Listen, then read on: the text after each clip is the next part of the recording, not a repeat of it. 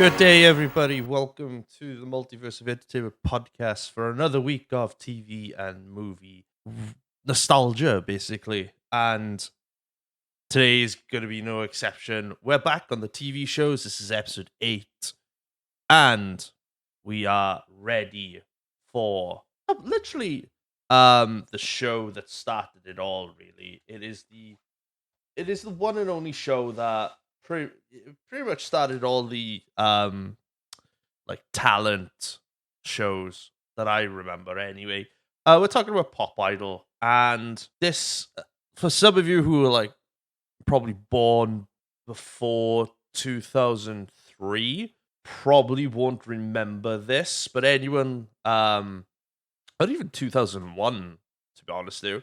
Like anybody born like in the 90s or beyond, or before the 90s, will remember this show, and it quite captivated the entire nation. Not, it's one of those iconic shows, which we'll talk about more and more later on. But we would like to thank you for last week's episode, which was Starship Troopers. I know many of you really, really like that, so appreciate it. And the numbers are really, really good. The numbers are very, very good. And I'd just like to say thank you for viewing, for listening, wherever you are right now. I do appreciate it. And more episodes are coming, so stay tuned for this. But without further ado, we're gonna be going back into the podcast now, and we'll talk about Pop Idol, which first came to our TV shows here in the UK on October 6th, 2001. Let's go. So Pop Idol, I mean, oh, this brings me back to my childhood. It's incredible that this is like over 20 years ago since the show last aired on our screens. Um, so for everyone who doesn't really know what Pop Idol is, Pop Idol was kind of one of the first like singing talent shows that we get regularly now, with like X Factor and Britain's Got Talent and all these kind of like, and The Voice as well. If it wasn't for shows like this, none of these shows would exist. So you go through, you look at the history of British television, and you just see how phenomenal and how crazy this show was. The Obviously the first show, it took place in 2001, so October. So right about this time when this show comes out, uh, the 9/11 attacks happen, and there is a lot of grim news on the show, which is understandable. Um, on TVs about the attacks, and then the war in Afghanistan was starting to like kick off there as well. And there was quite a few, and quite a few things where the world was tired, the world was scared and didn't know what was going on. But shows like Pop Idol, Big Brother, and all these like reality slash entertainment shows were there to like take the relief, like take the thought away, saying, here, there's a lot of doom and gloom in the world right now. Watch this on our TVs on a Saturday night and forget about what's happening. And this show, at the time, even I watched it, I don't watch talent shows that much anymore, but like I was I was 11 years old when this show came out, and it was captivating. It was really really good, really really fun. Um, so the format of the show really is they had 10,000 when I researched this. They had 10,000 members of the public sign up to the show for a chance to win like uh, a recording contract and to become pretty much the next pop star, pop idol of in the UK. And you'd have to go through like stage processes. So like you go to the venue, which I think they did spots from across the world, across the UK. It was London, Birmingham, Cardiff, Liverpool, Manchester, Edinburgh, Glasgow, I think as well, Newcastle, like pretty much all like the big and major cities, which is the norm what they do now. And you'd have to go into a room. So you got the audition stage where you go to a room, and then you have to sing a cappella to for judges sitting in front of you. And pretty much all the judges here, as far as I'm aware, were all like big music producers, DJs, personalities who had been in the who'd pretty much been in the music business all their life. So you had judges like Pete Waterman, Nicky Chapman, Neil Fox, who was a radio presenter at the time as well. And obviously, everybody knows who Simon Cowell is. Simon Cowell, one of the big three, big four, still doing like talent shows now to this day. The show was obviously presented as well by Anton Deck, like very very young Anton Deck as well. So this was like their uh opportunity to expand their careers as well, because this was kind of like the precursor to what they would ultimately do later on with like I'm a Celeb. Not so much they didn't do X Factor. And the deck certainly take away um a few others as well. Britain's Got Talent as well.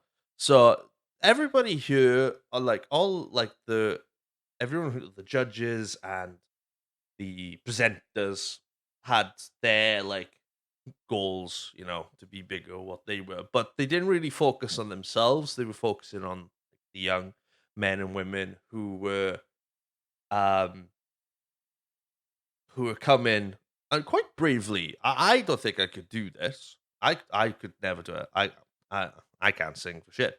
But fair play to the young men and women who the good ones and the bad ones. We'll talk about the bad ones as well.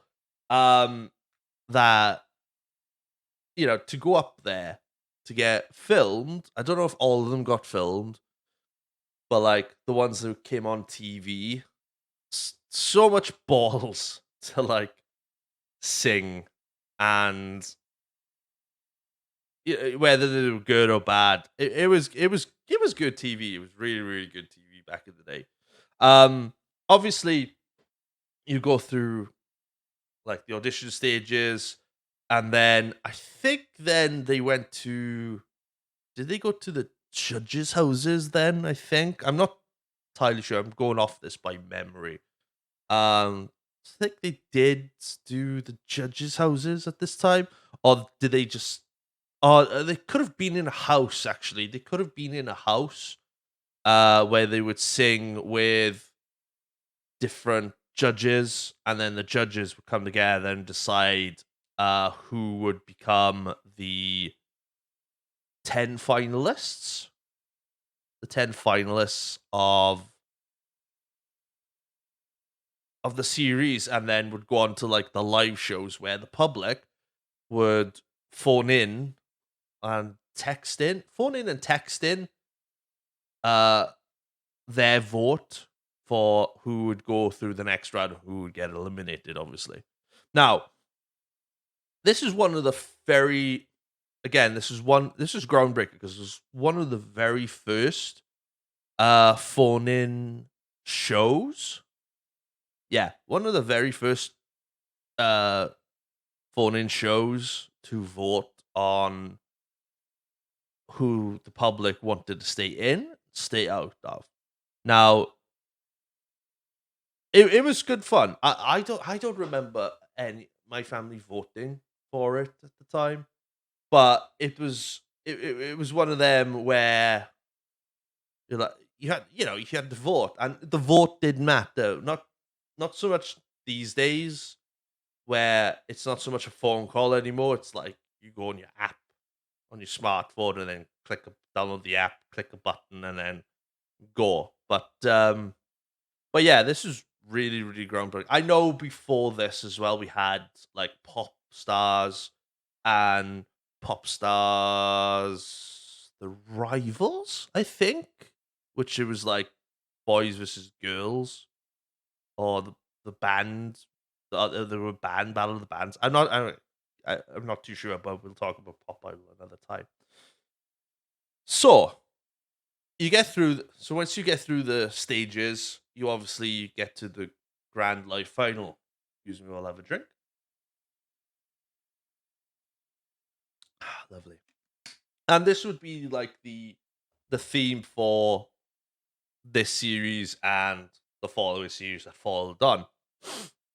And you had some noticeable uh people come onto this show as well. Like, see, we'll talk about season one first, and then we'll go on because I've got the percentages of like the votes as well. Because the live finals were 9 weeks, so each contestant had to sing a certain song within them 9 weeks, and they'll obviously whittle from 9 or 10 contestants down to like the final two on the ninth week, and you got some talented men and women here.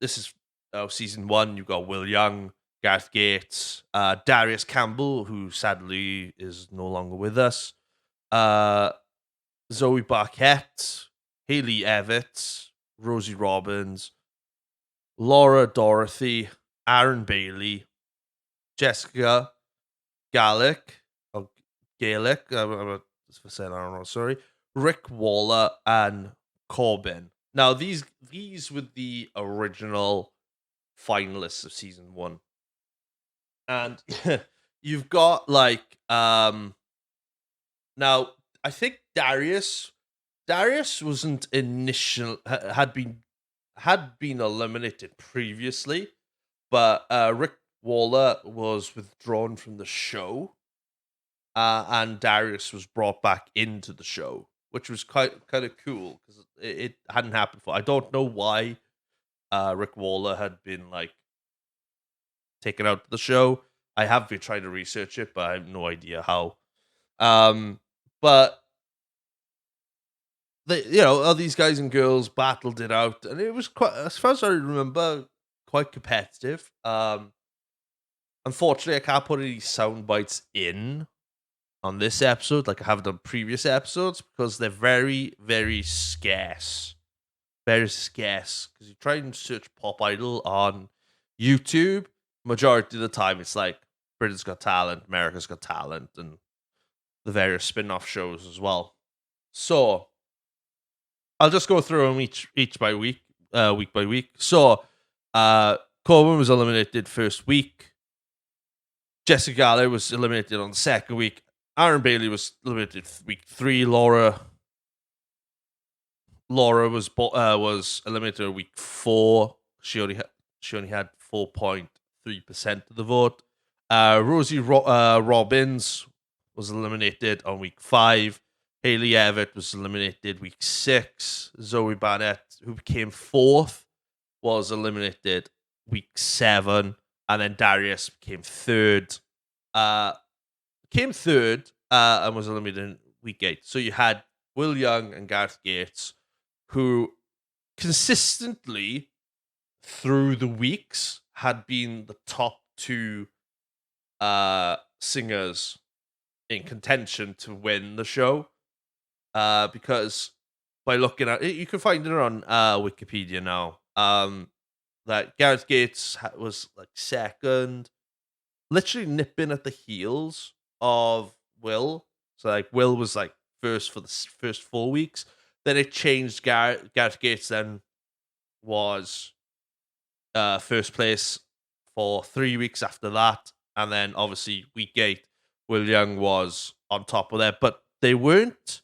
Um, they were very very close on week 8 together because Will Young had 39.8% of the vote, and Gareth Gates had 39.3% of the vote, which is incredible, which is really, really incredible. And uh, they had they did break the world record as well. I can't remember how many people of how many people um voted for in total. I did see it on a video earlier, but I can't remember what it was.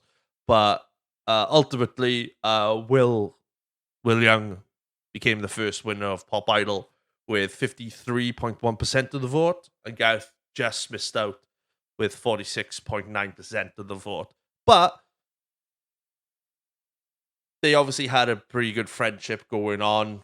Will, if you watch the show back, Will Young was a worthy winner, and he's had a flourishing career uh, when it comes to Pop Idol. After his win of Pop Idol, I mean, he's been singing now for about 20 years. Gareth Gates had some success and then stopped after a while. Then he did come back, and then he didn't come back.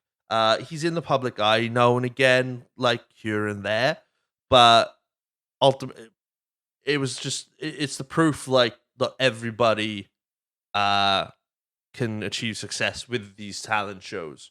Will was obviously a prime example, having been successful. As we go on through the time with other talent shows, 9 times out of 10, the winner isn't always the one that's the successful person. It's more of the runner up or the third place person who has had the more success with uh with their careers, which is quite astonishing. You would think that the person who would win would have a flourishing career, and then turns out it's not. It's the runner up or the third place. But then you can't when you go into these shows, you can't have like that mental attitude of like, well, if I don't win, I'll still have a flourishing career because you don't know because you need to put the hard work in. Obviously, I'm not a singer. I don't know how hard it is to. Uh, I'm not gonna. I'm not gonna pretend how easy it is either because I just don't know. But from the amount of music, what people put into their music and everything else that goes with it as well, the production, it's a lot of hard work. So it's pretty amazing for people who come on to these talent shows, have a flourishing career, especially 20 years after it. So that's pretty good effort. The winner of Pop Idol 2002 is Will. Obviously, after the success of season 1, everyone was anticipating like season 2 of the show, and they got it. They got a season 2, and it was bigger and more more packed than the last one, which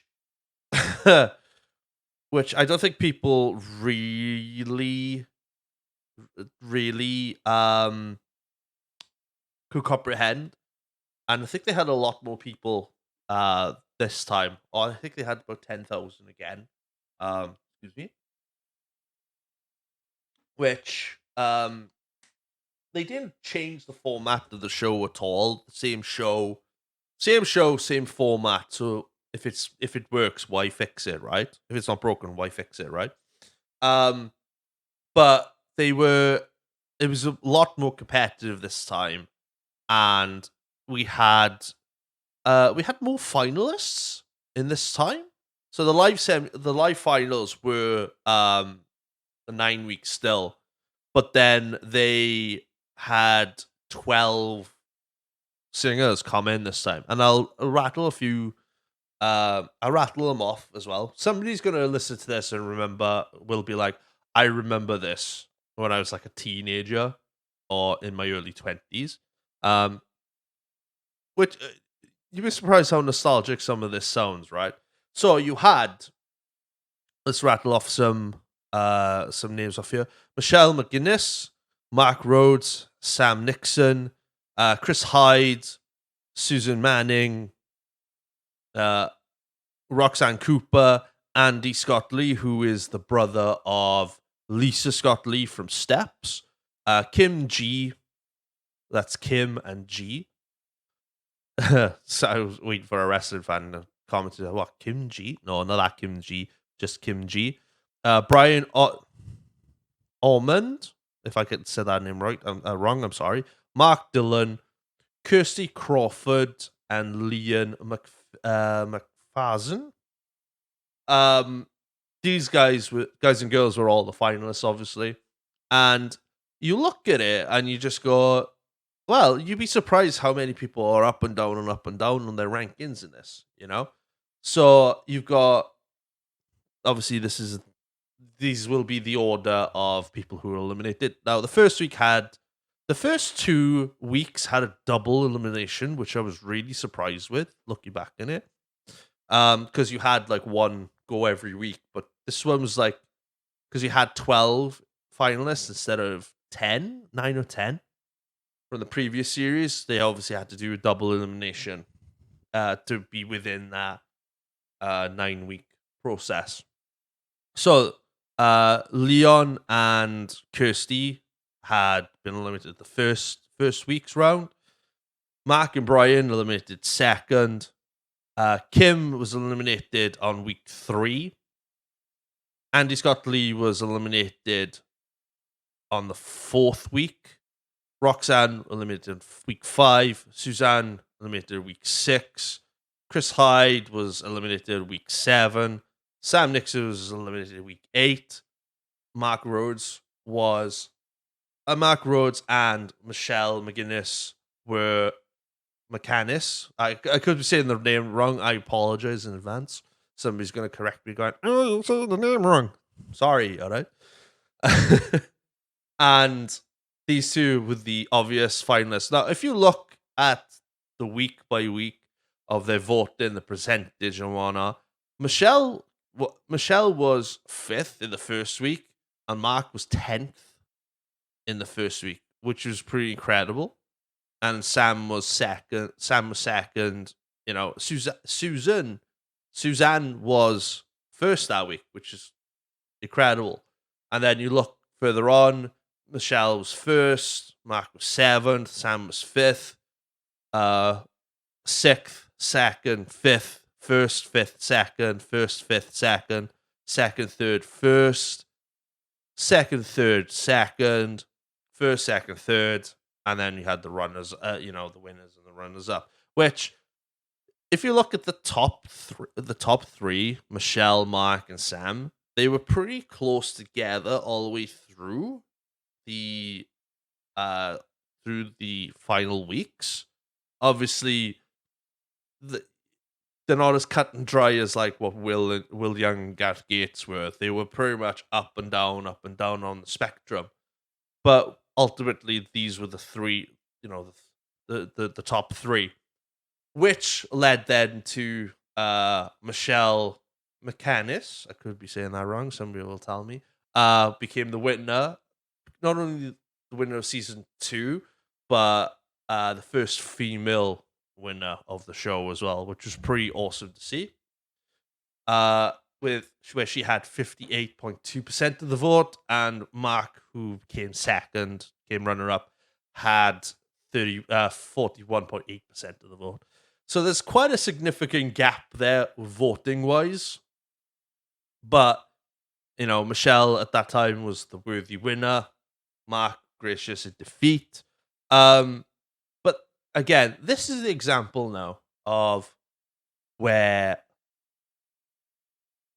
winners and the runners up kind of go on different trajectories in life, with careers and whatnot. Michelle had a pretty successful singing career, um, but I don't remember her past the first album she brought out, because I don't know if she brought another album out after that. Um, I don't know if it's because of blind ignorance or whether the taste of my music and my TV shows were changing at the time.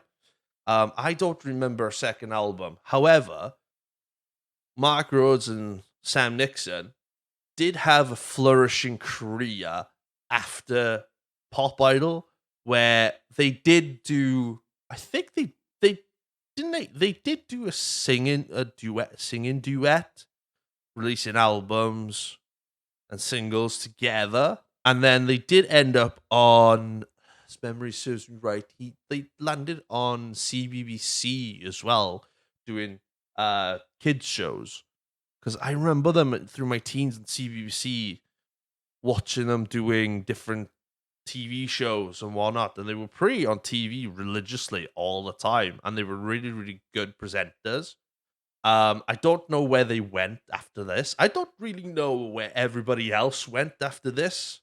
I think Andy Scott Lee did a show with his sister Lisa and whatnot, like one of the first celebrity reality shows.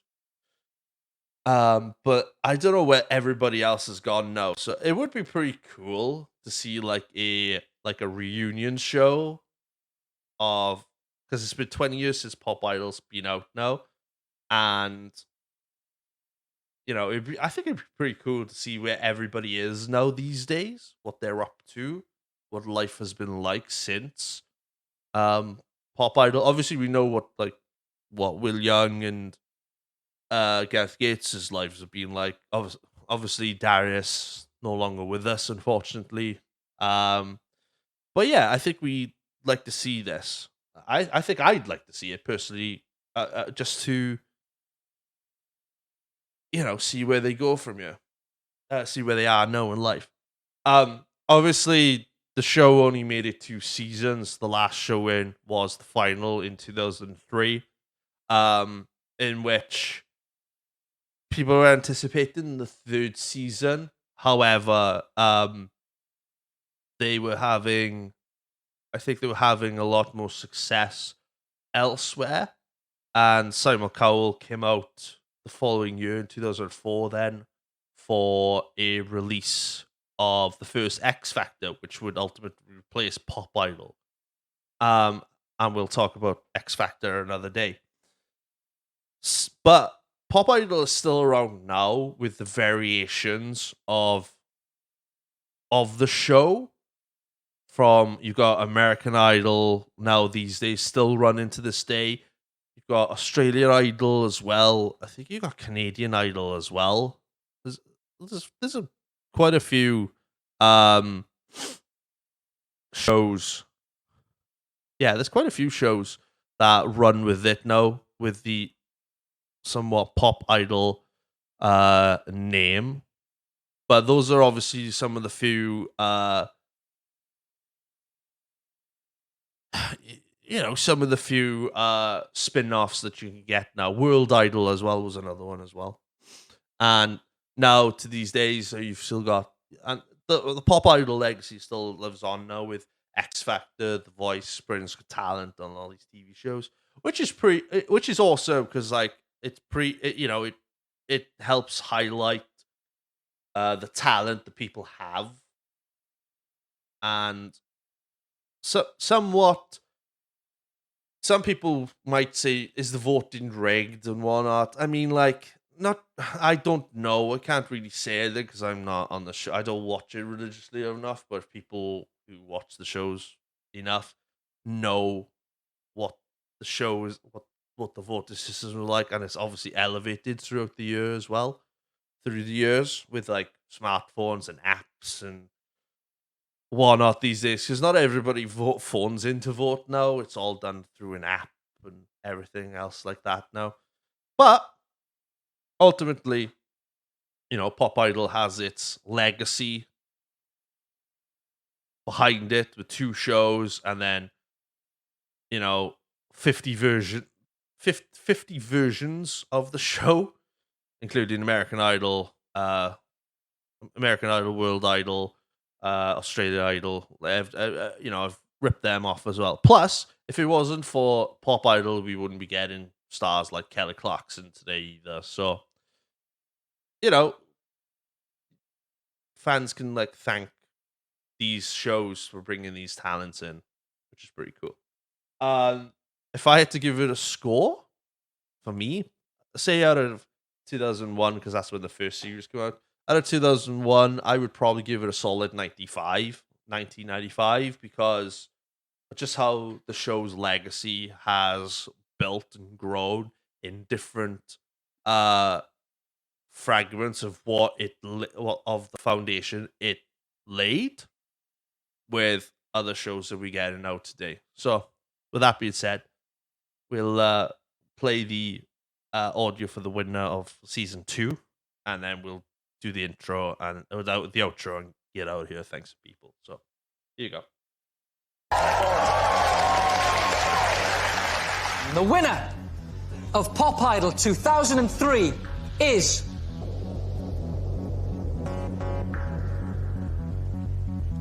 Michelle.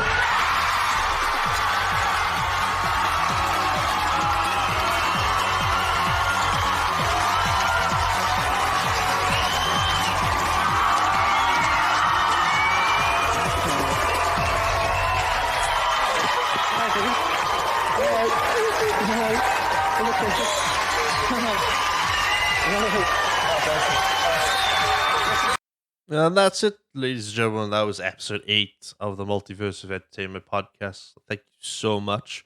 Thank you for listening. I do appreciate it. If you haven't done so yet and you want to listen to more, please check out all our socials. Check us out at Instagram at the Multiverse of Entertainment Pod. Check us out on YouTube as well, where you get the video version of the show. Just search the Multiverse of Entertainment Pod on YouTube. Drop a subscribe, drop a like, share with a friend, comment below as well. I will read your comments out on the podcast as well, either in the intro or at the end of the show, which I really appreciate it. Check us out on Instagram. Check us out on TikTok as well at Mo Podcast. Each week we will drop a clip of the upcoming show, which I'm trying to do every Wednesday, and the show lands every Monday. So please go and check that out. Do appreciate it. And I think that is it. Next week we are back on the movie trail with episode 9, and this one is going to be a rather interesting one to talk about. Next week we are talking about the 1993 video game movie Super Mario Brothers with Bob Hoskins. Do not miss it. See you next week. Have a good one, guys. Check us out as well on Spotify. Follow us and leave us a review on there as well. We do appreciate it. Have a good one. See you next week. Have a good one. Peace.